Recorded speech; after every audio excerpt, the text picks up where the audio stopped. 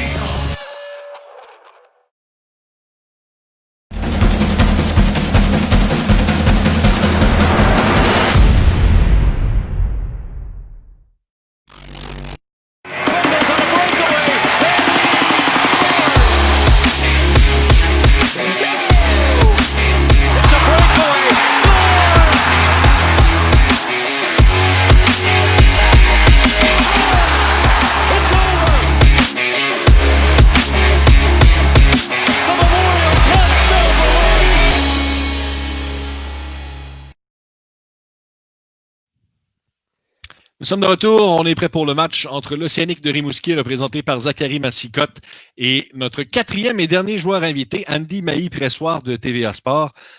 Peu de gens le savent, Fred, mais Andy est quand même champion mondial de hockey. Champion mondial de hockey-ball, division B, avec l'équipe d'Haïti en 2015. Oui, tout un fait d'armes quand même pour Andy Mailly-Pressoir. Et bon, Andy, c'est un collègue. Il a commencé comme rédacteur chez nous à TVA Sport en 2011. A connu un départ, des jours sombres et est revenu par la suite. Et nous a retrouvés. Dans le cas de Zachary Massicotte, bien, c'est un défenseur. Donc, on va voir au niveau du style de jeu si ce sera un style de jeu un peu plus fermé. C'est difficile de fermer le jeu contre des joueurs vedettes. Souvent, devant tout ce qu'on a vu depuis le début, les vedettes souvent peinent à maîtriser le jeu. Quoique dans le cas d'Andy Mailly-Pressoir, semble un gars assez préparé.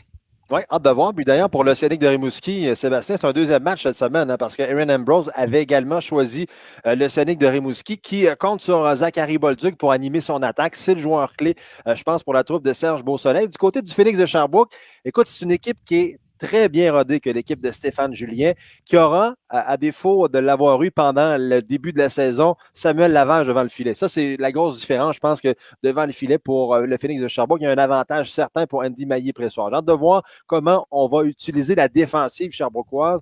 Est-ce qu'on va plus être porté vers l'attaque? Est-ce que Andy aura plus un style qui va être avec le nombre de mises en échec? On l'a dit en début de reportage aujourd'hui, on a plusieurs joueurs qui jouent des styles complètement différents. Aujourd'hui, on n'a pas vu tant de mises en échec, pour être honnête. Peut-être moins que pour certains matchs. Tout à fait, très juste. Et j'ai eu l'occasion d'assister au processus décisionnel pour Andy. Au final, il a décidé entre trois équipes. Il avait choisi l'Armada de Blainville-Boisbriand, les Foreurs de Val-d'Or, le Phoenix de Sherbrooke. Il s'est dit, je dois prendre entre ces trois équipes-là. Finalement, son choix est allé sur ce qu'il a confirmé comme étant ses boys, Samuel Poulain et Benjamin Tardif.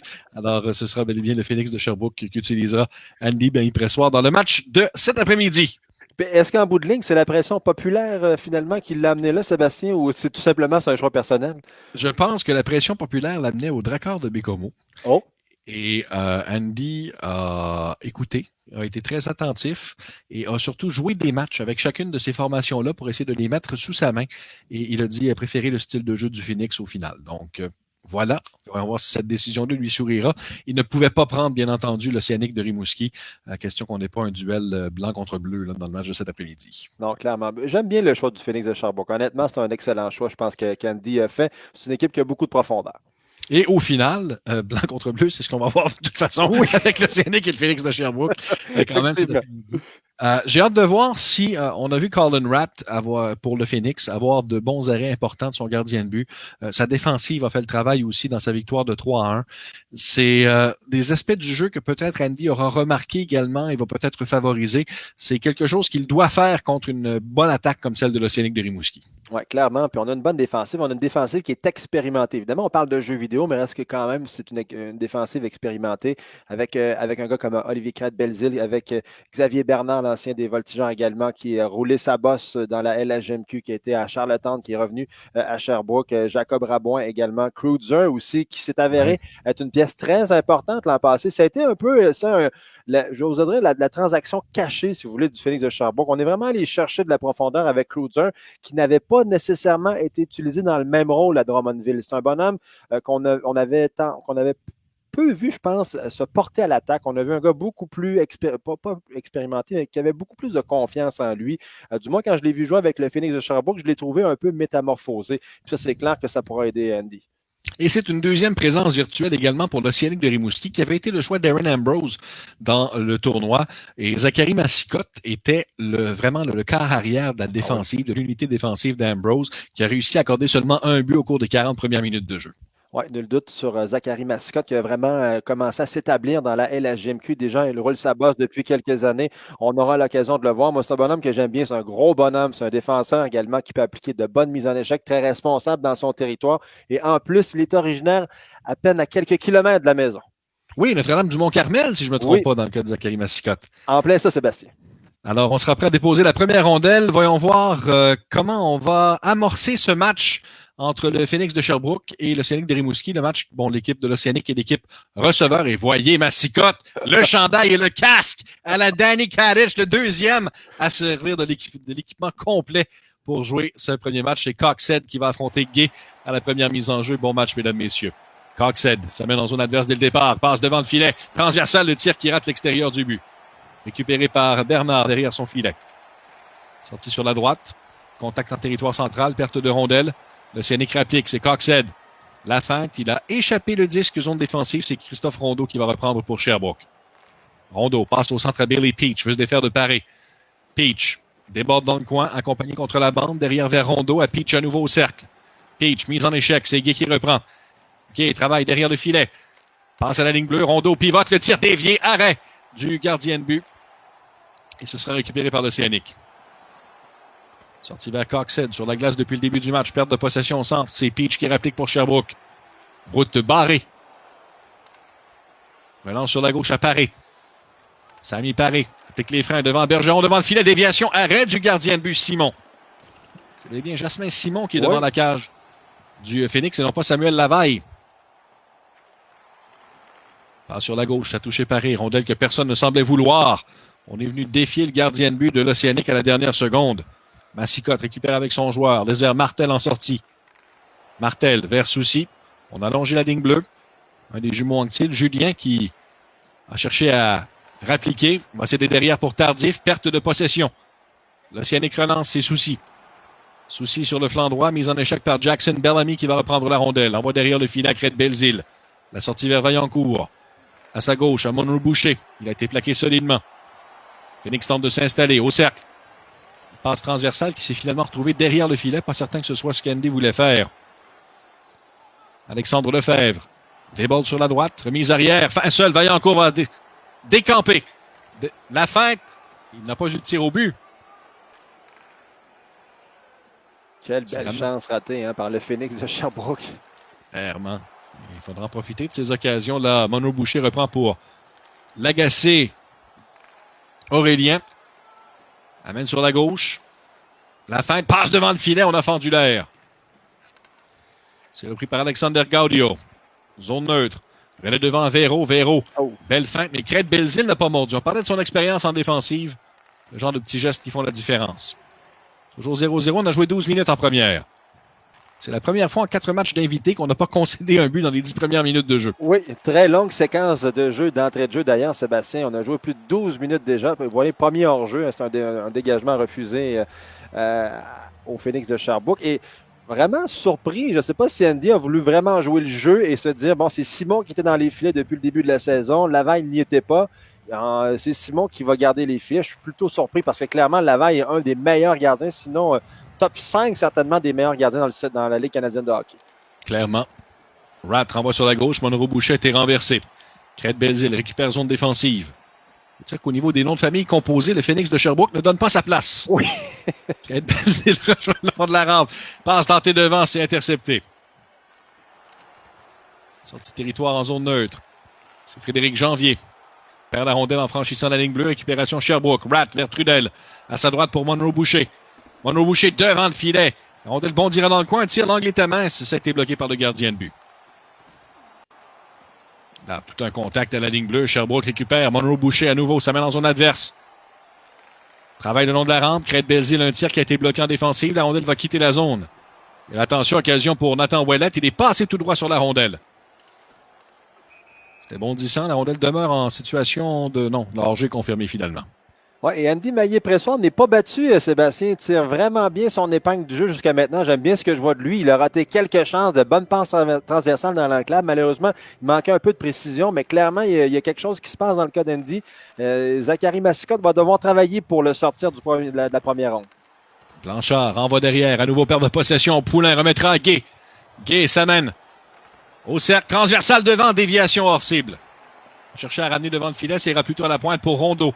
Au cercle Gay, un tir bloqué. Cazot, mise en échec. Martel perd la rondelle. Peach pourra appliquer pour Sherbrooke à Gay sur la gauche. Gay, derrière pour Bernard. Bernard travaille dans le coin. Ramène sur Gay, 4 secondes à la période. Passe tentée devant, un tir, c'est touché. Et ce sera la fin de ce premier 20 sans qu'il n'y ait un but qui a été marqué. Ben, je peux vous dire une chose, jusqu'à maintenant, Andy Maillé-Pressoir était celui qui a été le plus dominant pour moi. En attaque, du moins, du temps d'attaque un peu plus important de la part du Phoenix de Sherbrooke. Zachary Massicotte va devoir bien se défendre d'ici la fin du match parce que c'est pas une partie qui est gagnée. Contrairement à ce qu'on a vu d'entrée de jeu avec Sam Cosentino, qui avait les Sea Dogs de St. John et face aux Wildcats de Moncton de Jacob Stewart, où ça a été un match sans appel. Là, clairement, il y a quelque chose qui se passe pour l'invité. Voyez le temps d'attaque, hein? 2,52 pour le Phoenix, alors que c'est 1,07 pour Zachary Massicotte. Le nombre de mises en échec, je suis pas surpris. Zachary emprunte son style de jeu sur la glace à son style de jeu sur les jeux vidéo, c'est-à-dire un bonhomme qui est physique, 6 contre 4. Et au chapitre des mises en jeu, il n'y en a tellement pas eu. Écoute, on a eu 3 hors-jeu à coup de peine. sifflet. Voilà, en plein ça. Pourcentage des passes, cependant, peut-être l'aspect à polir pour Andy Maillé-Pressoir, c'est en bas de 70%, tandis que c'est à 84% pour Zachary Massicotte. Oui, ça revenait un peu à ce que je disais tantôt, les transversales qui manquaient un peu de précision pour le tir sur réception. Gay et Coxhead se retrouvent pour amorcer la deuxième période. Coxhead, ça met dans son adverse sur la gauche à Paré. Paré transversal et le but! Coxhead, 1-0 l'Océanique. Et on l'a vu venir, ce filet. Hein? On a vraiment convergé à 3 vers le filet. On a ouvert une brèche dans la défensive du Phoenix. On a mis beaucoup de pression sur les deux défenseurs. Et on a pu compléter avec un tir sur réception dans la lucarne avec l'entrée de Coxhead qui a remis sur le flanc gauche vers son coéquipier Sami Paré. Ça a été complété de l'autre côté par leur coéquipier, le 93 qui... C'est William Dumoulin qui porte le 90 Dumoulin, dans la vie de tous les jours. Ouais, voilà. Ouais. Alors, 1-0 Rimouski. Et à nouveau, un invité qui tire de l'arrière. Histoire, déjà vue. Zone neutre, Massicotte envoie sur la gauche. Incursion de Paré, transversale et le but! 30 secondes plus tard, c'est 2-0. Là, je suis en train de me poser la question, est-ce que Zachary Massicotte n'a pas appuyé sur l'accélérateur au cours du premier 20? Parce que de la façon dont il a entamé la deuxième période, il n'y a pas de doute, là, actuellement, c'est une domination. Là. La première minute, vraiment, à l'avantage de Zachary Massicotte. Est-ce que tu sous-entends qu'il a joué poli dans les 20 premières minutes? Ben, écoute, je ne voudrais pas sous-entendre ça. Loin de moi, cette idée, Sébastien. Par contre, j'ai un petit doute. 2-0 la marque. Coxhead toujours sur la glace après une 14. C'est lui qui gagne la mise en jeu. Derrière vers Bergeron. Bergeron. C'est dans le territoire adverse. C'est récupéré par Sherbrooke. Gay s'amène sur la gauche. La feinte. Le tir rate le coin supérieur droit. Rondeau a raté sa mise en échec. C'est la sortie. Dumoulin s'amène dans son adverse. 2 contre 0. Le tir. Oh! Quel plongeon de Simon qui réalise un arrêt spectaculaire. Et ça ressemble drôlement à un arrêt de son coéquipier Samuel Lavaille l'an passé. Je ne sais pas si tu te souviens de cet arrêt-là. Oui, il avait plongé de la même façon pour stopper la rondelle. Peach. C'est touché par Dumoulin. Dumoulin a été rejoint par Peach qui reprend la rondelle vers Poulain. Toujours en zone de Sherbrooke. Ça ira à Bernard. Bernard. Belle entrée pour Anctil. Anctil, la feinte. N'a pas été capable de tirer sur le filet. Rondelle demeure libre derrière. Ce sera récupéré par Soucy. Soucy à sa gauche vers Ouellet. Ouellet devant Dumoulin. Dumoulin, le tir, qui a raté la cible. Récupération du retour par Jackson Bellamy. Et la sortie de Sherbrooke devrait être refaite. On envoie à Peach. Peach déborde sur la gauche. Le temps que l'aide s'amène devant le filet. Déviation, arrêt du gardien de but Audette. Martel, seul de son camp. S'amène du côté droit, on tente le harponnage. Un 2 contre 1 devant le tir. Bel arrêt. Poulain qui résiste à Soucy. Et là, à nouveau devant le but, Gaudio a été frustré. Parent laisse vers Crête Belzile pour Parent à nouveau. Se défait de la mise en échec. Parent s'amène dans zone adverse. Parent laisse derrière un tir sur réception dévié par un défenseur. Ça rate le filet. Récupéré par Rabouin qui est venu aider son attaque. Anctil reprend. Laisse tout près du but. Déviation. Ça va glisser sous le gardien de but Audette. Et le sifflet se fait entendre. Et j'ai peur que ça fasse mal à Andy. Les deux dernières chances qu'il a ratées, notamment la percée d'Anctil au filet où il n'a pas été en mesure de tirer. Cette dernière percée également où il récupère le disque. Il y a un joueur qui est seul dans l'enclave, pas en mesure de lui remettre la rondelle. Et les secondes s'écoulent. Tir de Rabouin là, du revers, il n'y avait plus d'angle, ça passe à l'arrière du but. Récupération de Lefebvre, zone défensive. Lefebvre à sa gauche, Gaudio ramènera sur Lefebvre en territoire central. Cherche à se défaire de la couverture de Rabouin. Et le plan défensif de Sherbrooke fonctionne, mais le dégagement sera refusé au Phoenix. Coup de sifflet 9-14 à jouer en deuxième période. Oui, on a atteint la mi-match entre l'Océanic et le Phoenix. 2-0, le Phoenix, pas le Phoenix, mais l'Océanic. Zachary Massicotte joue du bon hockey en deuxième, bien que Andy semble vouloir reprendre le dessus en attaque. On n'est pas en mesure de compléter, c'est le problème jusqu'à maintenant. Et Simon a été solide également sur au moins 2 tirs à bout portant de l'enclave. Voilà une feinte. Émile Lambert, rondelle perdue, un joueur qui joue sans casque, ce qui n'est pas permis dans la vie de tous les jours. Vaillancourt voulait laisser devant le filet, c'est raté. Interception et relance de Justin Bergeron devant Janvier. Janvier à sa droite, Paul Duc pour Janvier. Oh wow! Le tic-tac-toe, mais Ouais. Simon résiste. Rabouin a reçu de Trudel. La passe à Monroe Boucher vers Mianscoum. Revirement à la ligne bleue. Sherbrooke récupère à la gauche de son gardien, la sortie vers Colin Ratt. Ratt à sa gauche à Monroe Boucher qui a une mer d'espace devant lui. Vers Ratt, tir frappé, arrêt d'Audette. Audette laisse devant, oh, ça aurait été dangereux. Territoire défensif. Rondeau. Rapplique pour Sherbrooke, belle feinte. Rondeau le tire, Ratt à la droite du but. Voulait laisser du revers à la ligne bleue, intervention de Massicotte. À Coxhead devant. Ça ira Dumoulin. Dumoulin à Paré. Rondelle perdue, Sherbrooke récupère. Rondeau repris le long de la rampe. Pendant le tir sur réception, arrête Simon. Rondelle bondissante. Ratt renverra sur Mianscoum à Ratt. Ratt applique les freins, la transversale télégraphiée. Ça a été bien lu par Maltais en défensive. Et c'est ramené vers la zone adverse. Paré, derrière, à Dumoulin. Rondelle perdue. Sherbrooke relance, interception de Paré. Paré devant le tir, dévie sur un patin défensif. Dumoulin nous avec la rondelle au cercle. 1 minute 23 à jouer en deuxième. Voilà sur gauche, Chami Paré, le tir devant, au retour, Simon. Sort quelques arrêts de son chapeau. Bernard. On a fait dévier devant vers Peach. 30 secondes à la période. Peach devant, fin seul. Le tir, arrêt d'Audette. Le gardien de l'Océanique, tout feu, tout flamme dans le match. Un nouveau revirement en territoire central. On avait, je croyais, devancé la rondelle. Non, mais ça va coïncider avec la fin de la deuxième période où Zachary Massicotte a touché 2 fois le fond de la cible. Ouais, 2 choses que je pense qu'on doit remarquer au cours du deuxième vent. D'abord, le début de période canon de Zachary Massicotte qui va marquer 2 fois dans la première minute et demie. Et également 2 chances de marquer importantes de la part d'Andy Maillé-Pressoir alors qu'il va se retrouver seul en fin de période avec le gardien de but Raphaël Audet qu'il n'est pas en mesure de déjouer.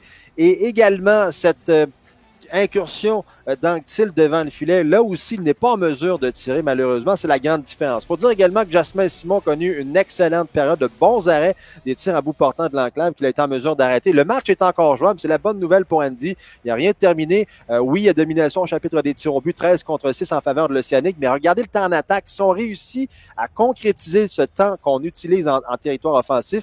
Il y a encore des chances de pouvoir remporter cette rencontre-là.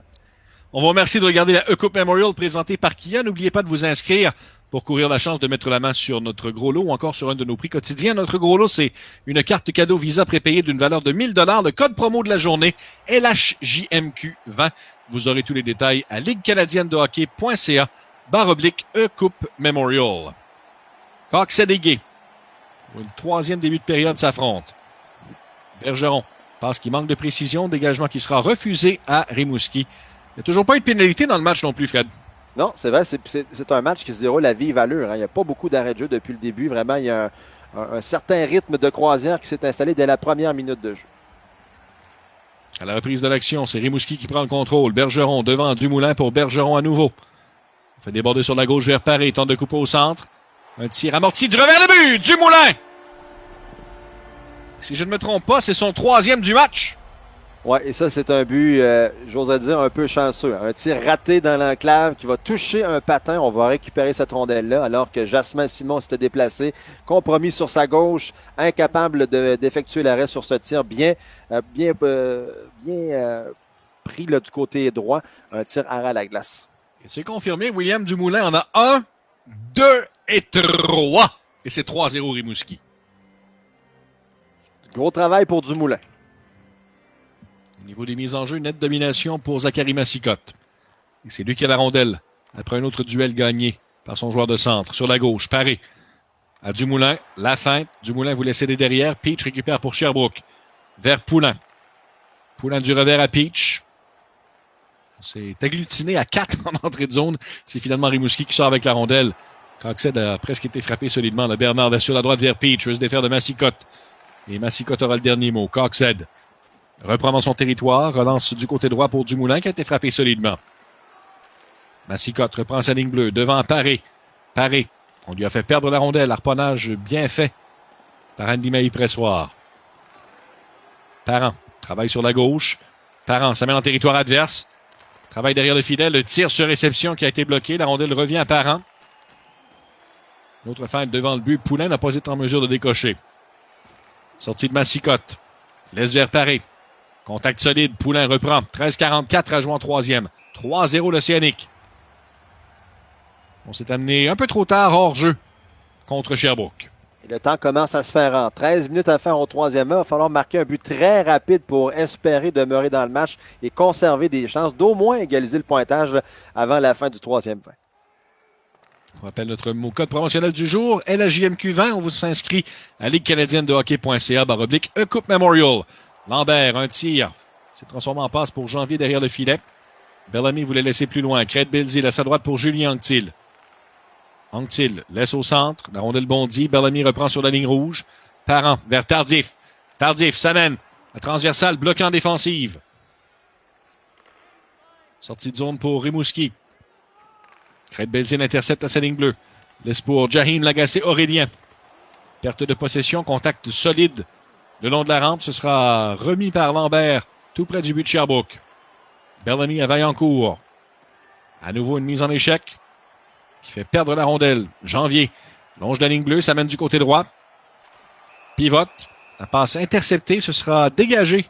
Mais il y aura pénalité, ce sera avantage numérique. Rimouski. Oui, on a fait trébucher. Hein, c'est Jahim Lagacé-Aurélien qui a été chassé sur la séquence. Ça, c'est une mauvaise pénalité, un très mauvais moment. Disons que ça a été plutôt mal choisi. 9-14 à faire au 3e 20. Et si Sam Cosentino était tout sourire au cours de son match, Andy Mailly-Pressoir prend le tout beaucoup plus au sérieux. Oui, clairement.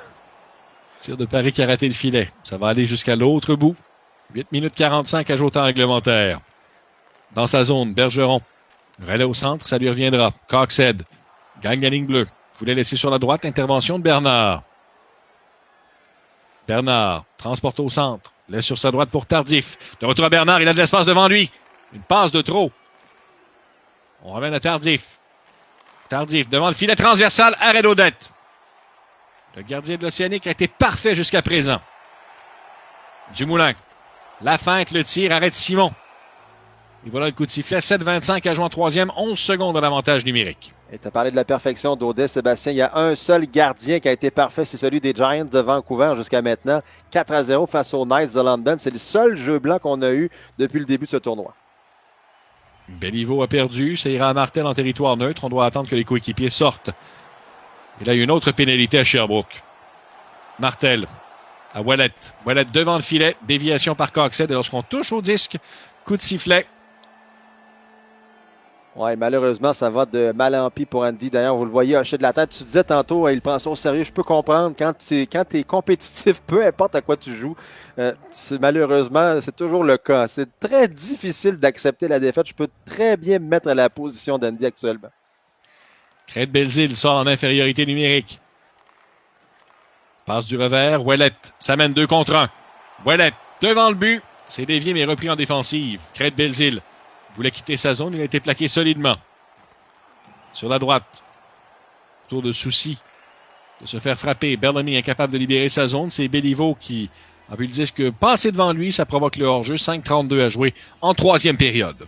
Ouais, le Phoenix semble avoir abandonné. C'est surtout que là, en désavantage numérique, ça rend la chose encore plus difficile de se porter en attaque, d'autant plus que Zachary Massicotte vraiment est solide défensivement depuis le début de ce match. Ça, c'est propre des défenseurs. On en a parlé depuis le début. Là, on en ajoute un 4e. 4-0 la marque. À nouveau un but inscrit en avantage numérique.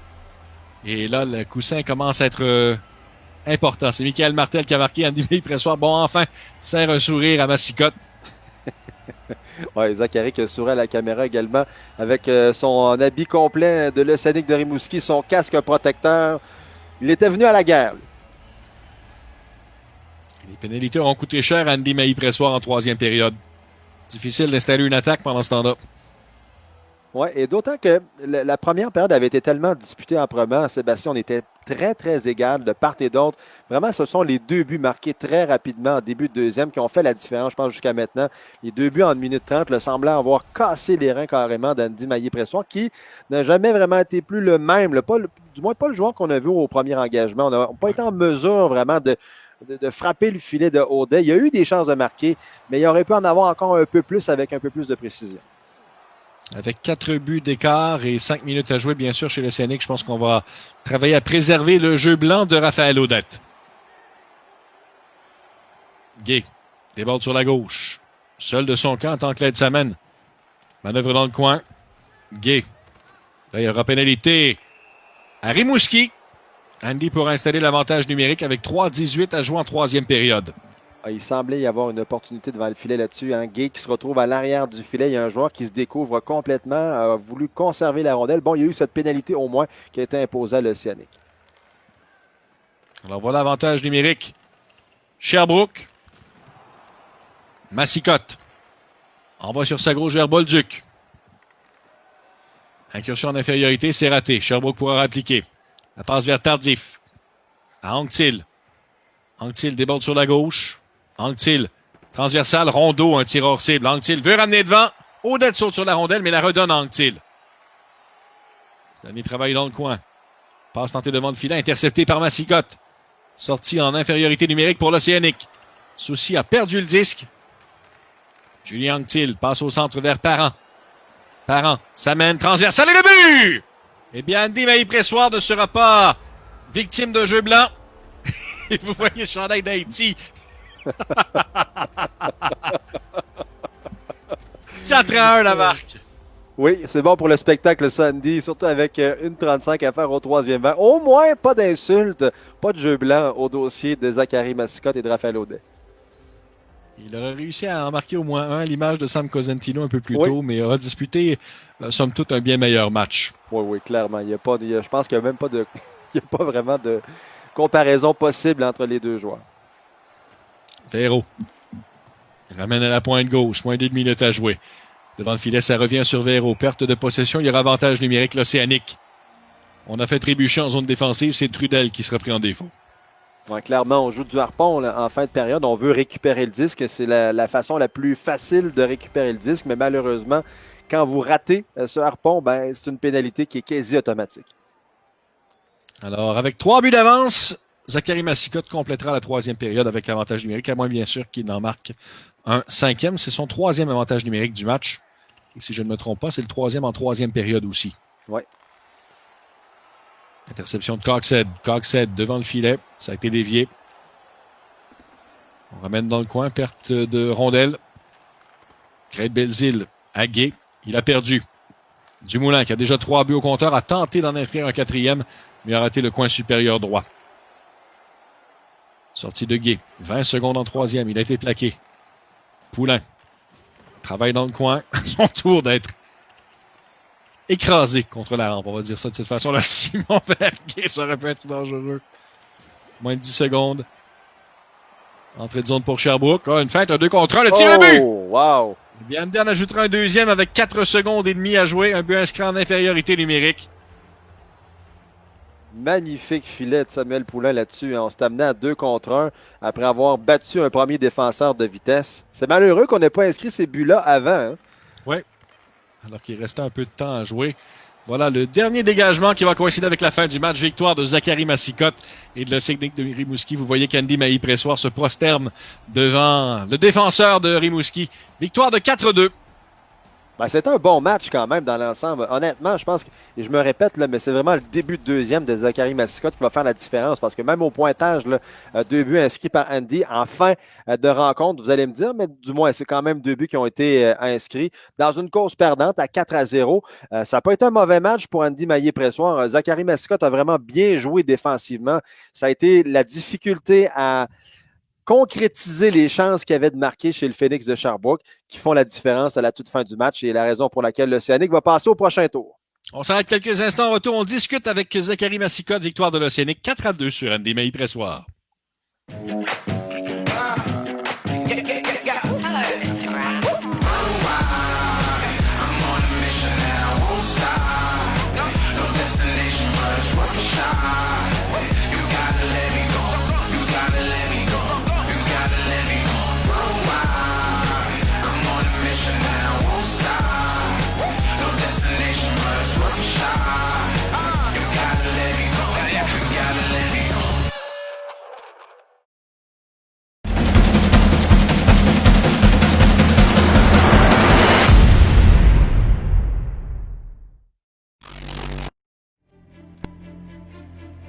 For 60 teams across North America, pursuit of this trophy is at the top of their list.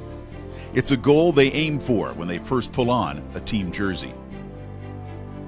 It's not an easy road, from training camp to the grind of the regular season, the hopes of a long playoff run, leading to a league championship. This 9-month journey brings out the best, and all focus is on the final step. If the Stanley Cup is the holy grail for the National Hockey League, the Memorial Cup is the elusive prize for junior hockey. Weighing just over 40 pounds, this symbol of excellence is engraved with over 3,000 names that tell a story of the young men who have competed for it. Young hockey players have dreamt of winning this title, of being named champion. Icons of the game have challenged for it, but fell short. The cup was first handed out in 1919 to honor and remember those that gave their lives fighting World War I. In 2010, the Canadian Hockey League rededicated it to the memory of all fallen Canadian military personnel. For many players, this is the summit, the best. En compagnie de Zachary Massicotte, victorieux 4-2 sur Andy Mailly-Pressoir et le Phoenix de Sherbrooke. Zachary, as-tu été surpris par le niveau de compétition de Andy en première période? Ça s'est terminé 0-0. Oui, il était prêt au début du match, puis ça a apparu. Là. Ça a été un match fortement disputé, ça a été serré. Tu as utilisé le livre de recettes de Danny Katich et le Spirit de Saginaw. Tu es arrivé avec ton chandail et ton casque protecteur. Initiative personnelle? Ah ouais, il fallait être prêt pour le match. Parle-moi des occasions que tu as réussi. Tu as réussi à marquer 2 buts rapides dans le début de deuxième période. Ça a donné le ton. Est-ce que ça a changé ton plan de match ou tu as continué à jouer de la même façon? Non, j'ai pas changé mon plan de match, ça a continué de la même façon. Puis Andy était difficile à jouer contre ses entrées de zone. Il avait un bon bâton, puis c'est adapté. As-tu de l'aide de coéquipiers ou d'entraîneurs ou des conseils peut-être pour amorcer ce tournoi? Le capitaine de l'Océanique avec moi, Nathan Ouellette, il est en pension chez moi, fait qu'il m'a aidé pas mal. Bon, ben, tu salueras Nathan. Je suis certain qu'il va être là pour regarder ton match de deuxième ronde aussi. Félicitations pour aujourd'hui et bonne chance pour la suite. Merci beaucoup. Merci Zachary Massicotte de l'Océanique de Rimouski qui l'emporte 4-2 sur Andy Mailly-Pressoir qui joue avec le Phoenix de Sherbrooke. Alors Fred, si on fait un résumé de ce match, première période très serrée. On peut dire qu'Andy a peut-être été celui qui a le mieux représenté là, nos 4 joueurs invités. Oui, définitivement. Et puis, je pense que Zachary l'a bien dit en entrée de territoire. Andy n'était pas facile à jouer. Hein. C'était difficile de pénétrer la défensive charbocquoise tout au long de ce match-là. Vraiment. Puis, je répète, mais ce sont les 2 buts en début de deuxième. Tu as posé la question d'ailleurs. Je pense que c'est vraiment là que le match s'est joué parce que n'eût été de ce moment, je ne veux pas dire plus difficile, mais oui, un moment plus difficile pour Andy en début de deuxième, qui fait en sorte que tu perds 2-0 alors que tu as joué une excellente première période et surtout que tu as manqué des chances. Puis Andy te le disait tantôt hors d'onde, il a manqué des chances qu'il ne devait pas manquer. Ouais. Il n'a que lui à se blâmer, je pense, au moment où on se parle. Alors, on va s'arrêter quelques instants. La LHJMQ est toujours en action. Le match qui suivra, ce sont les Sea Dogs de Saint John, représentés par Riley Bezos, qui va affronter Sam Sedley de l'attaque d'Owen Sound. Ce match commence dans quelques minutes. Restez là.